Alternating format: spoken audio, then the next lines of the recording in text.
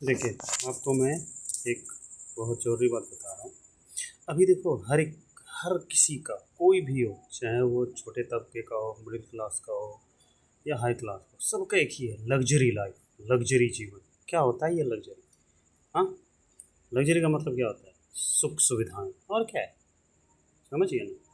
हुँ, तो आप एक बात हमेशा ध्यान रखना कि सुख सुविधाएँ यानी लग्ज़री लाइफ़ आप उस दिन जीना स्टार्ट करना जिस दिन वो लग्ज़री आपको लग्ज़री ना लगे, आपकी नीड बन जाए। तो फिर वही बात आती है कि आप उस काबिल हो जाओ कि वो लग्ज़री आपके लिए लग्ज़री ना लगे, लग्ज़री आपकी ज़रूरत हो जाए। जैसे फॉर एग्ज़ाम्पल वो छोटे से एग्ज़ाम्पल लेते हैं, आप फ्लाइट पे जा रहे हो, ठीक है? और आप बिज़नेस क्लास में इसलिए जा रहे हो कि फैल के बैठ सको। भाई बिज़नेस क्लास, नाम है उसका बिज़नेस क्लास। बिज़नेस का मतलब क्या होता है? बोलते हो ना जैसे माइंड योर बिजनेस, ठीक। तो बिजनेस का मतलब होता है काम, कि अपने काम से काम रखो। मतलब भाई जो बिजनेस क्लास में जाते हैं वो हमेशा बिजनेस करते रहते हैं, काम करते रहते हैं।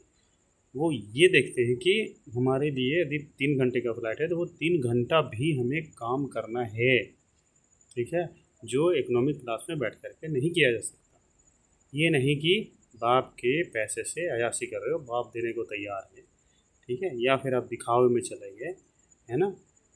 तो फिर वो आप जीवन का साधन का हर चीज़ का मिसयूज कर रहे हो, और फिर आपको मालूम ही है कि यदि किसी चीज़ का मिसयूज करते हो तो वो जीवन में दुख लेके आता है।